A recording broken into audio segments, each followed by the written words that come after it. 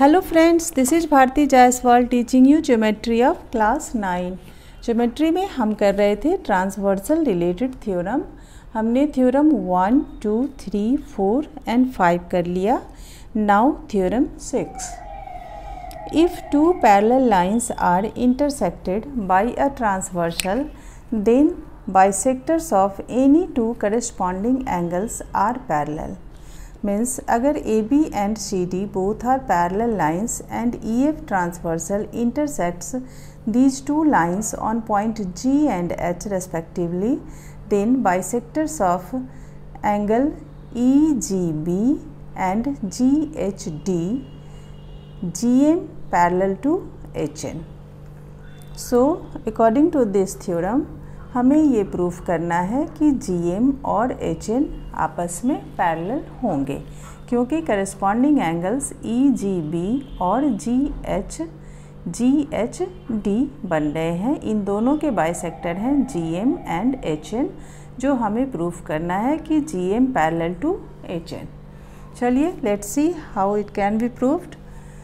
First of all, given that two parallel lines AB and CD and a transversal EF intersecting them at G and H respectively, GM and HN are the bisectors of two corresponding angles EGB and GHD respectively. Therefore, we have to prove that GM parallel to HN। ठीक है। Now since AB parallel to CD, therefore angle EGB equal to angle GHD। चूँकि दोनों corresponding angles हैं, therefore corresponding angle axioms के according हमारा angle EGB equal होगा angle GHD के, angle GHD। Therefore half of angle EGB equal to half of angle GHD। अगर EGB equal हैं GHD के तो half of angle EGB equal होंगे half of angle GHD के। Clear है? तो अब किसी भी एक हाफ को हम लिख सकते हैं angle EGM equal to angle GHN। Clear है? Therefore you can write that angle EGM equal to angle GHN। और अब इन दोनों लाइंस को ट्रांसवर्सल GH इंटरसेक्ट कर रही है G और H पॉइंट पे।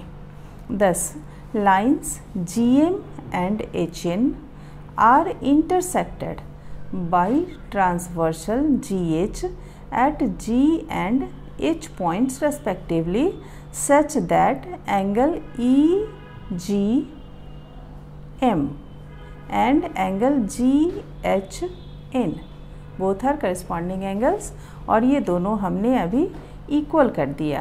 Therefore GM parallel to HN। Clear? तो आप लिख सकते हैं अगर ये दोनों corresponding एंगल इक्वल हैं then GM parallel to HN। Proof हो गया, हमें यही प्रूफ करना था। Proved. Once again, AB and CD both are parallel lines. EF transversal है जो G और H पॉइंट पे इंटरसेक्ट करती है। Therefore corresponding angle EGB equal to angle GHD। Therefore half of angle EGB भी इक्वल होंगे हाफ ऑफ एंगल GHD के।